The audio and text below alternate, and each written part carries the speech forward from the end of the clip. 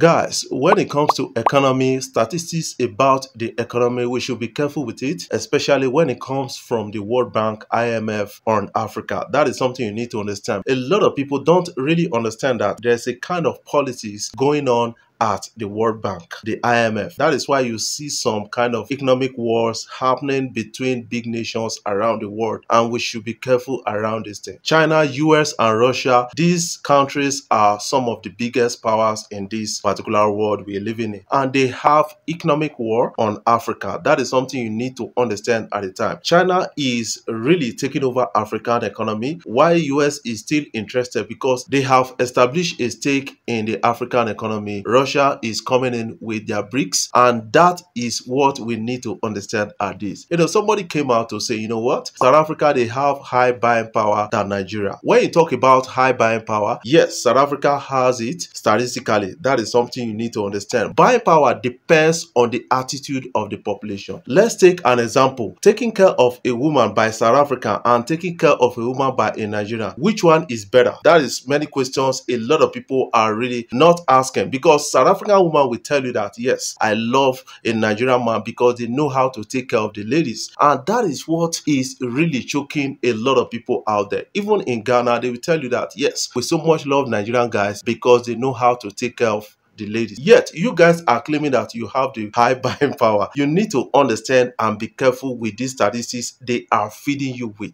See this report, Africa 10 most indebted nations. That is really overwhelming. On the list, we have Congo Republic with 91% debt to GDP ratio. We have Sierra Leone with 82.6 debt to GDP ratio. We have Ghana with 81.5% debt to GDP ratio. Then we have South Africa with 75.8% debt to GDP ratio. I called out 7 of these nations. I didn't find Nigeria on it. That is one thing a lot of people don't really understand. These guys, they have high debt profile compared to their GDP. Nigeria is still on the safer side. Though our politicians are not making it easy for us, we need to understand it from a particular point of view that when it comes to economy, which is the study of scarcity, you have to be careful with the statistics being read out from IMF, World Bank, because a whole lot of politics are going on at that level. That is what we understand by this whole thing.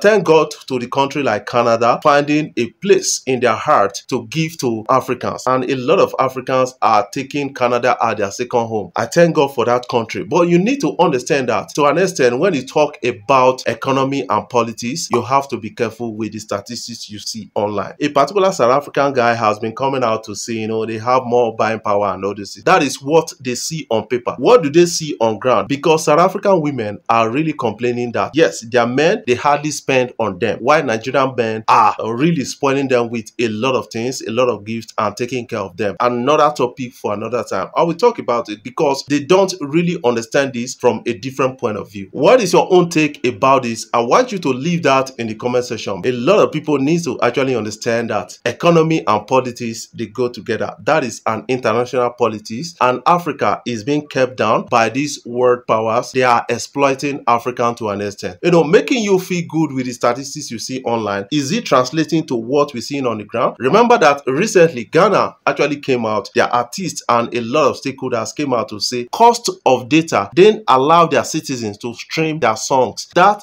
is another point they need to really look into. It takes the effort of truthful Ghanaians. We have a lot of truthful ones among them, to come out to say, yes, this our president is not performing well, because when you check our debt profile against our GDP ratio, it is really high, and that is quite disturbing, and that is going to keep us on ground for a very long time. They should stop fighting their neighbors. They should come together and fight a particular war, which is economic politics. That is one thing I will advise this country. Even Nigeria, we are still having this problem because most of our politicians, when they steal money from Nigeria, they run overseas, are finding safe havens, building houses, buying expensive things and all those things. That is quite disturbing. Who are those people harboring them overseas? Those are the culprits, and those people are giving us statistics to judge ourselves in Africa. We should be careful. Before I jump off, I want to say thank you guys for watching our videos, and thank you for the love so far. If you are new here, you can click the subscribe button button below, the bell notification icon to always get notifications each time we upload our videos. South Africans still believe they have the largest music industry in Africa. That is actually a force. You guys need to understand that,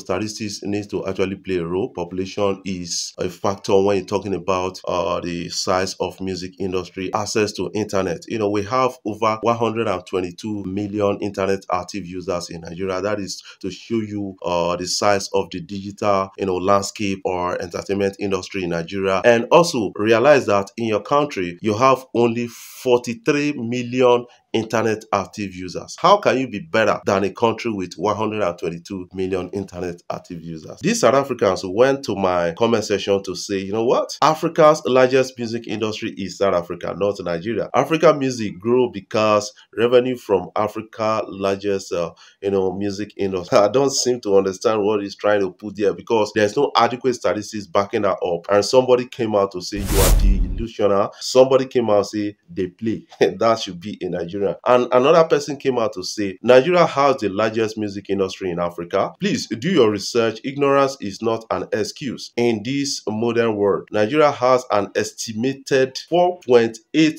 billion projected for 2024. South Africa follow Nigeria with a couple of statistics also. Then Ghana should be like number 3 or number 4. Please don't mislead or misinform people to make yourself feel good. When they go to your comment section, all they are struggling, especially South Africans, Ghanaians, Cameroonians, all those people, what they are concerned about is, yes, I want to make a statement so that I'll feel good. The reality is that Nigeria has the biggest or the largest music industry in Africa. So any other person, now they know the position where they go drag right now. That is what we can really say based on statistics on ground. And the quality of songs from Nigeria, you cannot compare it to that of South Africa or some countries. Based on recent reports, statistics, evidence are there. Checking the domination of Nigerian music on Grammy nomination of African artists, you will understand that Nigerians are really having a qualitative